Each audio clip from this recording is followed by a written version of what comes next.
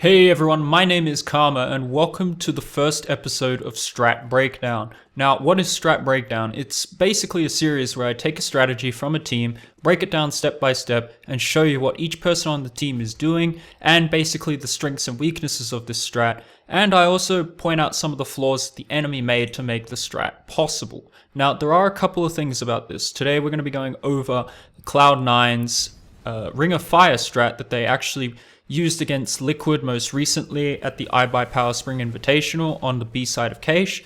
But I've got a demo here from them using it all the way back at the MLG Columbus qualifiers against Renegades. You're going to see it's a bit of a fake and also an execute mixed into one strat. Unfortunately, I don't have the Liquid demo. It's one that they've actually kind of evolved a little bit and it's much better on the Liquid one. Hiko managed to get a 4K with it, but it's still a pretty good strat. So without further ado, guys, we're going to get right into it. Let's go. So here I'm just going to give you an overview of the strategy and what actually quickly happens, and then I'll break it down. But I'll give you kind of a step-by-step thing in real time. So Yam pushes B main here to see if there's anyone. He goes for an AWP shot onto Freakazoid, he misses, and then Freakazoid takes him out. Then Nothing puts down a smoke at the B main area, but then nothing really happens from it because they get counter flashed by JKS. Nothing spots JKS in that snack spot, but then JKS puts down another smoke, and then the rest of Cloud9 really falls back to this mid area, whilst Freakazoid goes through spawn to see if anyone's boosted behind or anything, to actually see if they're pushing into this site. You'll notice that pretty much everyone else from Renegades is rotated over except for Ustillo.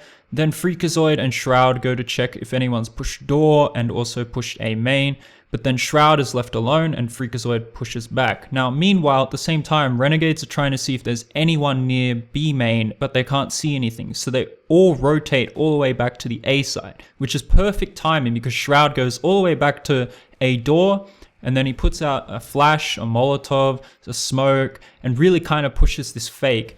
And Azza is staying in mid to see if there's any sort of mid presence. Unfortunately though, Renegades pick the wrong site. Freakazoid pushes in with a smoke at CT, and then Skadoodle is able to get the bomb down perfectly. Now Shroud dies here, but I mean it's a 4v4 at this point. No one's died or taken damage into that B site from Cloud9. So at this point, Cloud9 have the advantage. Now Freakazoid baits for Stewie here, while Stewie goes basically under that vent area, and then Stewie ends up picking up a double kill, whilst Nothing in that room kind of picks up a kill onto Sponge with the AWP, and then Skadoodle finishes off JKS as he moves from CT spawn. So it's actually a really good strat.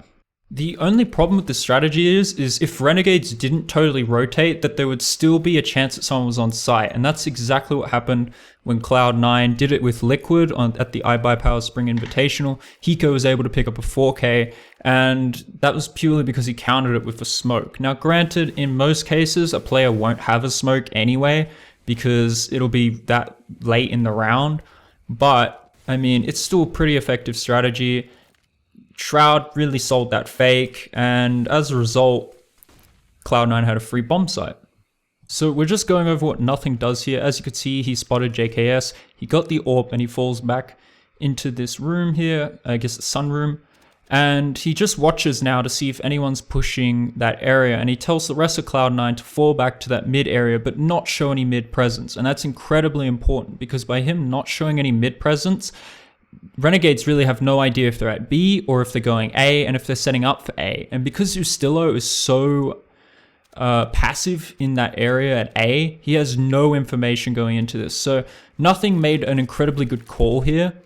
Now, as you'll see, he just kind of sits back with the AWP here and makes sure that no one's able to peek Freakazoid or anything. He checks Heaven here, Freakazoid sets up the smoke, and he also checks CT, can't see anything. He waits on site to see if anyone pushes out, gets flashed by his own team for a little bit, and then he falls all the way back to Sunroom here, where eventually he'll get the kill onto Sponge, which is actually a pretty nice flick. So very great calls by Nothing in this circumstance. He plays it to perfection, sits in this sunroom area, and just does his job right. So as a lurker, he's successfully done something. although I believe Shroud really was the lurker in this round, Nothing still kind of does like a pseudo lurk, and there's that kill onto Sponge. So yeah, just perfect execute by C9 thanks to Nothing's calling.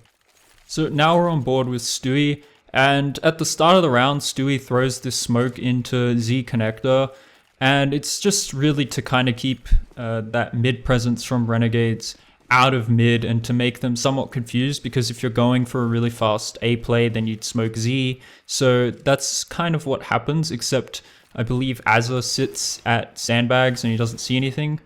And then as a result, Stewie helps Freakazoid really as a backup there, and he tries to push through the smoke, but unfortunately a counter flash comes in, so he pulls back. So now he goes to this mid kind of room area to really see if there's anyone pushing. He has Shroud to back him up, also Skadoodle watching his back, and then Freakazoid is moving all the way around to see if there's any boosts going on. So by not showing themselves in mid, Cloud9 have kept Renegades guessing for this long. They haven't made any noise, haven't thrown any nades, so they still have a lot of utility on their hand. And I think that's what really confuses Renegades. They don't know what to do, and then as a result, this is where the execute kind of starts. Stewie pushes back here to B main, but again, he doesn't let himself be seen. He kind of lets Nothing scope with that AWP, and then after Nothing sees Sponge rotate out, then Stewie throws this Molotov, which is at the back of site where Hiko was with that 4K, if you've seen that clip. And then he throws it at the same time that Skadoodle throws his nades. And yeah, he just throws in a flashbang at the same time, pushes through, and then he nades Heaven because he thinks maybe there's someone there. There isn't though. Shroud gets picked up, and at this point, basically Cloud9 know they have the site for free. The bomb goes down, and this is where he stays under that vent area. He waits for Freakazoid to get in position at the back of Checker, and he stays under the vent. And then he baits, well, Freakazoid baits for him, and then Stewie ends up picking up the first kill here, and he gets a pretty lucky second kill there, I'll have to say. And then that's really it. That's how Cloud9 wins the round after JKS goes down.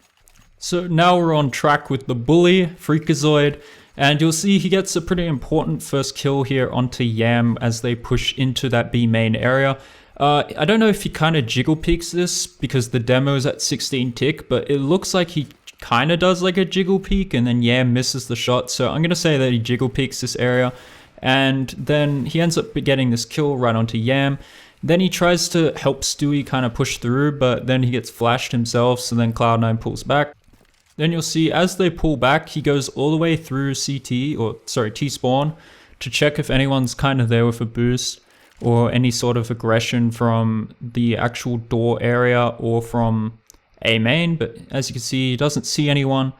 And then he kind of calls to either boost Shroud in mid, but then it kind of doesn't come into fruition because after he checks the door, he realizes there's no one there, and then he pulls back to do the execute for Cloud9 on that B site and be their entry fragger. So he's just slowly checking mid here, seeing if there's anyone at red. There's no one there. Slowly moving back here.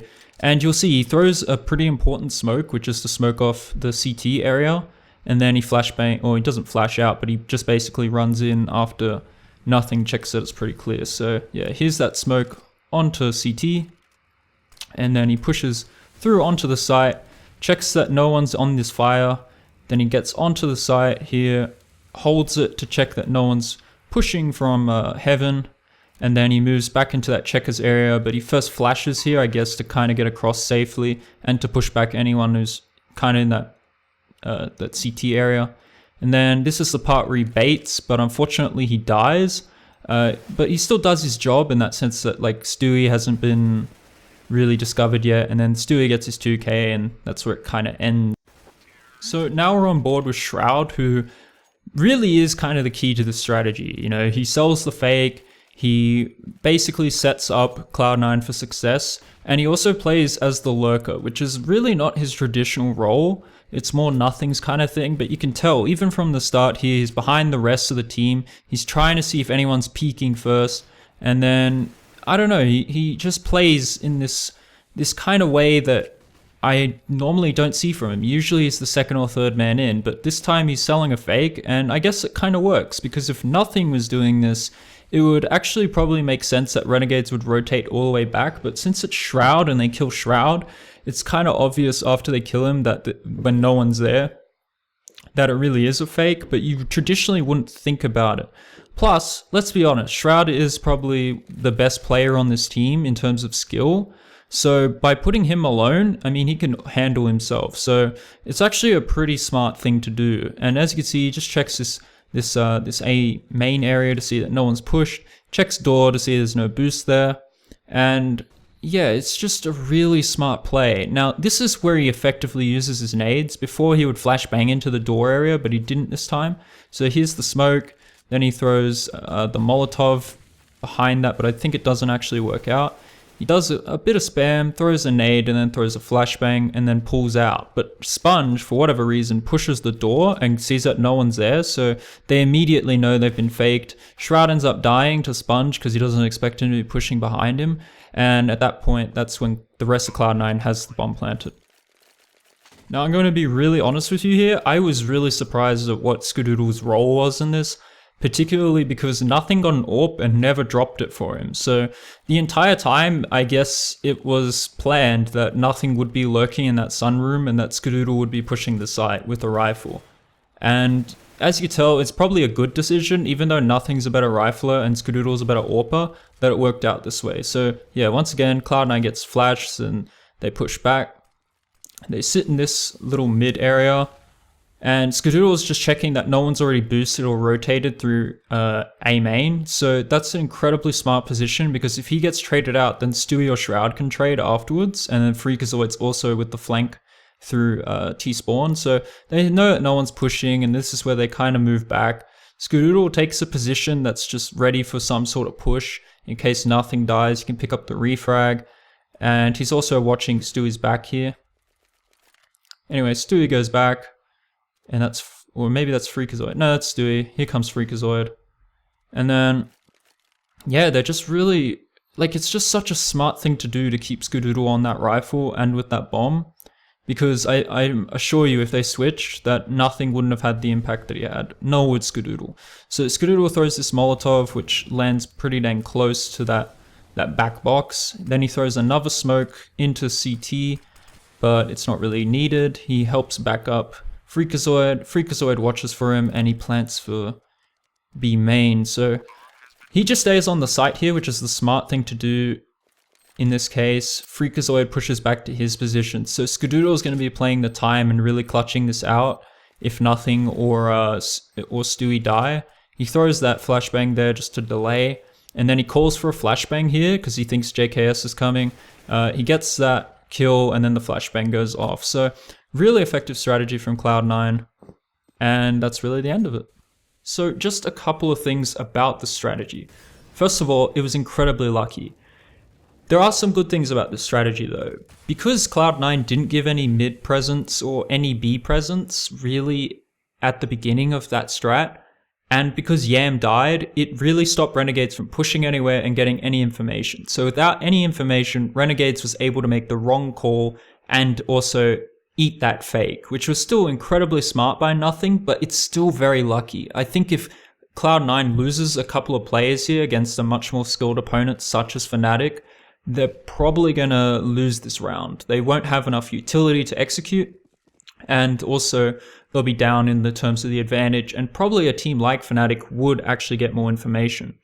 The other thing is that even though Cloud9 was smart in this circumstance, a lot of their nade timings are off, and you'll see in a second Freakazoid will push through to CT, or push through and will be exposed to CT because there's no smoke, and you can see it right there. It pops as he's like basically in the view of CT, so yeah, it's actually very effective strategy. It just needed a lot of refining, and at the iBuyPower Spring Invitational, they used it against Liquid, and it was very effective and much more refined. So this is a strategy that C9 is still using on Cache, and yeah, I wish I had the demo for that. There isn't a demo, unfortunately, because I feel like that strategy is much better, but this is still really early days for Cloud9. You know, they're trying to figure out what they want to do.